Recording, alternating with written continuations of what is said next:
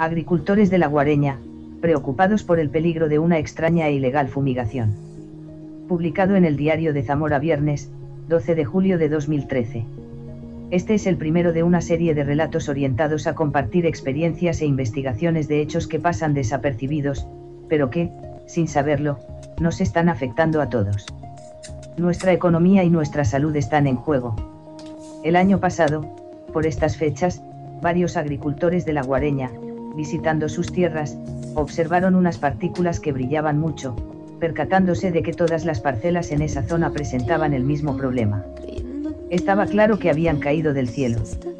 Las hojas de los cultivos, incluidas las viñas, estaban taladradas y secas, muchas tenían aún incrustadas las partículas brillantes. Las hojas de los almendros, chopos, alcornoques, nogales y todo tipo de plantas presentaban el mismo aspecto.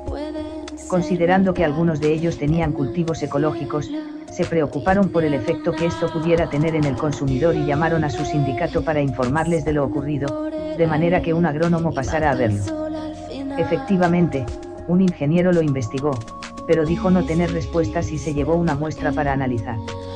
Otro agricultor llevó muestras al Itacil, que acabaron en sanidad vegetal. Los unos se fueron pasando la pelota a los otros y, a pesar de nuestras múltiples llamadas para ver qué pasaba con las muestras, a fecha de hoy, aún estamos esperando respuesta, aseguran los agricultores.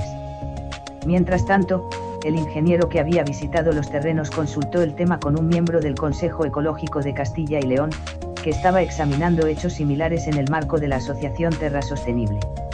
A principios de agosto del año pasado, miembros de la citada asociación vinieron a tomar una muestra de tierra y la enviaron a analizar.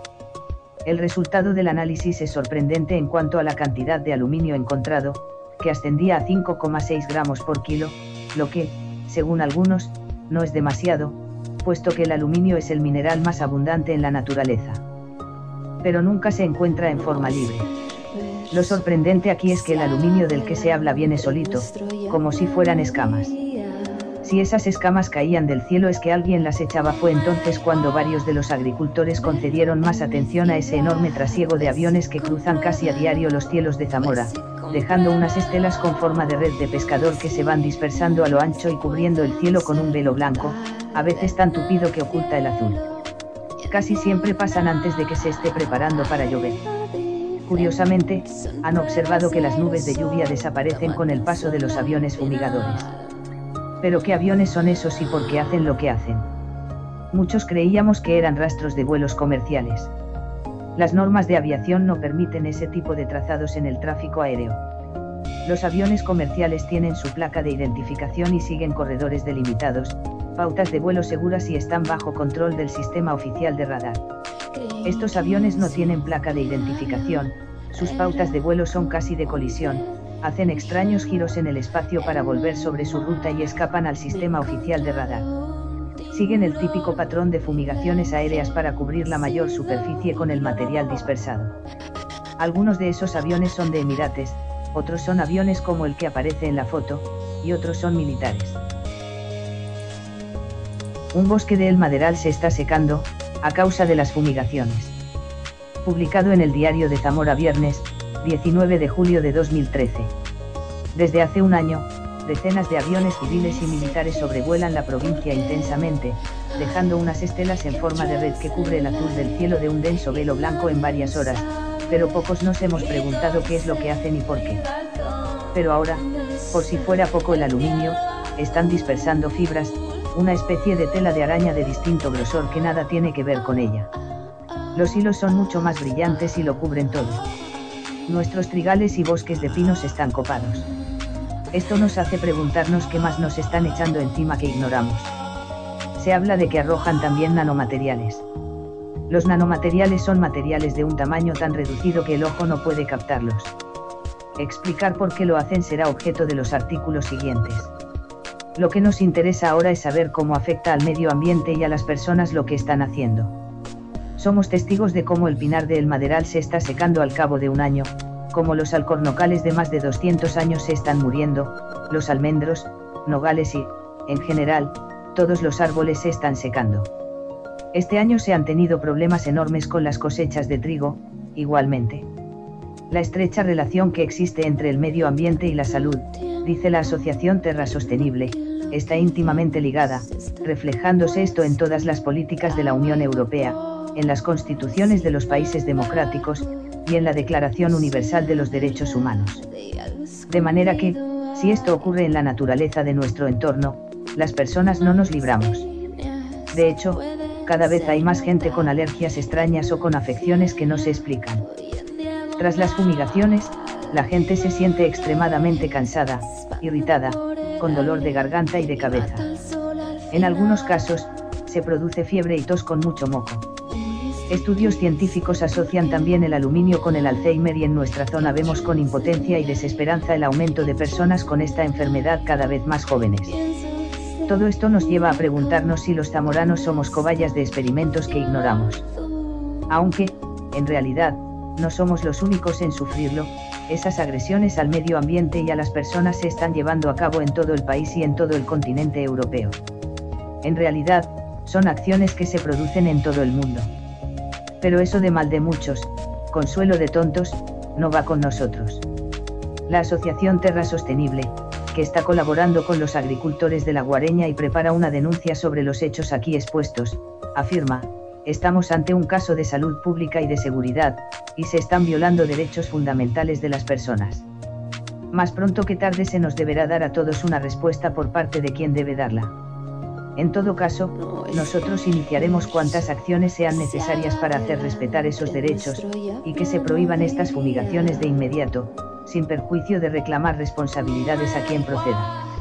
En los próximos artículos, trataremos de explicar, a partir de lo que ocurre en nuestra tierra, de qué formamos parte sin comerlo ni beberlo, quiénes están detrás, qué es lo que pretenden y qué es lo que nos cuentan con la intención de engañarnos. La Guareña, zona experimental desde 1999. Publicado en el Diario de Zamora viernes, 26 de julio de 2013.